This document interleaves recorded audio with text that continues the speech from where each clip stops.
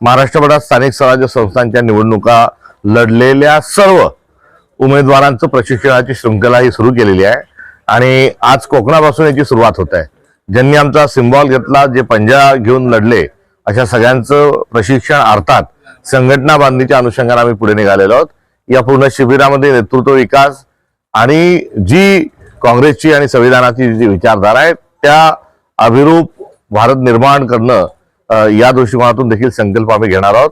हा विशुद्ध स्वरूपाचा संघटनात्मक कार्यक्रम आहे आणि मी प्रभार घेत असताना सांगितलं होतं की वैचारिक लढाई जी आहे ती आम्ही आगामी काळात लढणार आहोत। त्यामुळे ती वैचारिक भूमिका आणि त्यासाठी आवश्यक असणारा संघर्ष याचा देखील या कार्यशाळेच्या माध्यमातून एक ऍक्शन प्लॅन तयार करण्यात येईल।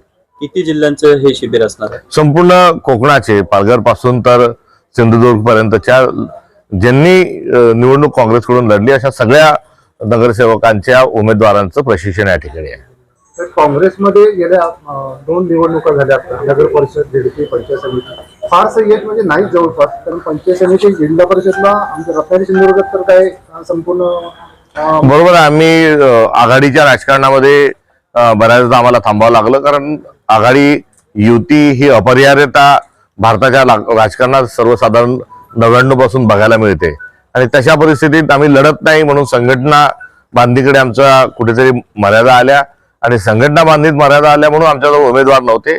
असा एक जो ब्लॉक होता तो अशा स्वरूपाच्या संघटनात्मक बांधणीच्या माध्यमातून हा मोकळा करण्याच्या साठीच प्रशिक्षणासारख्या मूलभूत विषयांकडे आणि संघटना बांधणीकडे आम्ही वळलो आहोत।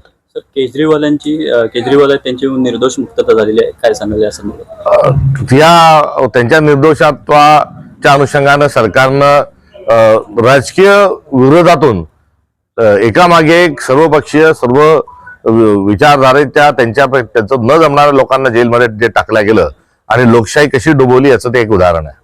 काँग्रेस ही राष्ट्रीय पक्ष आहे। आमचे राष्ट्रीय अध्यक्ष खरगे साहेब हे विरोधी पक्ष नेते राज्यसभेत आहे आणि अशा या सगळ्या एकंदरीत पक्षाच्या आमच्या असणाऱ्या राष्ट्रीय स्वरूपाच्या अनुषंगानं आमची महाविकास आघाडीतल्या आमच्या उमेदवारांना विनंती आहे की त्यांनी राज्यसभेला काँग्रेसचा उमेदवार जो आहे तो त्यांनी द्यावा आणि उद्धव ठाकरे साहेब हे माजी मुख्यमंत्री आहेत, मौळीचं एक नेतृत्व आहे, मौळीचा आमचा चेहरा आहे, त्यांनी विधान परिषदेत जावा अशा प्रकारचा प्रस्ताव आणि अशा प्रकारची विनंती आम्ही आमच्या मित्रपक्षांना केली। विरोधी पक्ष नेत्याचं जे पद आहे ते वारंवार डावललं जाते, काय सांगाल? लोकशाहीवर विश्वास नाही। विरोधी पक्ष हा महत्वाचा एक गाभा आहे, घटक आहे, ती आपली परंपरा आहे आणि या परंपरेला गुंडाळून ठेवला जात आहे। त्यामुळे तुकाराम महाराज निंदकाचे घर असावे शेजारी याला एक धर्म सांगत असताना आता धर्माच्या नावावर राजकारण करणारे विरोधी पक्ष नेताही त्यांना जर नको असेल तर संवैधानिक मूल्य, लोकशाही आणि आपली संस्कृती या सर्व गोष्टींना ते नकारत आहे असा त्याचा अर्थ आहे। अजितदादांच्या जाड्याने ज्या पद्धतीने रोहित पवार जी भूमिका घेत आहेत, आक्रमक होत आहेत, पोलीस स्टेशन मध्ये गुन्हा दाखल करून घेत नाहीत, साध्या रस्त्याने आपण जात असताना जर गाडीचा धक्का कुठे लागला, कुठे छोटा मोठा ऍक्सिडेंट झाला तर गुन्हे दाखल होतात। एखाद्या वेळेस हायवेवर किंवा कुठेही अपघात झाला आणि त्याच्यामध्ये कोणाचा मृत्यू जर झाला तर सदोष मनुष्यवधाचा देखील गुन्हा हा दाखल होतो। निग्लिजन्स ऑफ ड्रायव्हिंग हा देखील गुन्हे दाखल होतो। आता हे सर्व दूर होत असताना एवढा मोठा ऍक्सिडेंट झाला, राज्याचे उपमुख्यमंत्री जातात आणि तरी देखील गुन्हे दाखल होत नाही, ही बाब अत्यंत चुकीची आहे आणि दुसऱ्या बाजूलाही संतापजनक आहे। मुख्यमंत्री देवेंद्र फडणवीसांनी घटनेची चौकशी करावी म्हणून लगोलग पत्र लिहिलं आणि तेवढ्याच जलद गतीने त्यांना केंद्रीय उड्डाण मंत्र्यांनी पत्रही दिलं, मात्र त्यानंतरची कुठलीही जलदता आणि या संदर्भातली कार्यक्षमता ही तपास यंत्रणांकडून आढळून आली नाही। 1 महिना झाला, ब्लॅक बॉक्स मध्ये काय होतं, ऍक्सिडेंट का झाला, नेमकं त्याचं कारण काय हे जर समजत नसेल तर लोकांची शंका वाढणं आणि सर्वांनीच त्या संदर्भामध्ये आक्रमक स्वरूपाची भावना व्यक्त करणं हे स्वाभाविक आहे। त्यामुळे या सर्व प्रकरणाच्या अनुषंगानं कुठे आक्रमकता आहे का, काय आहे का, या विषयापेक्षा अद्यापपर्यंत सरकार या अपघाताचे कारण मीमांसा करणारा वस्तुनिष्ठ अहवाल का देत नाही, ही खरी यातली असणारी मेक आहे।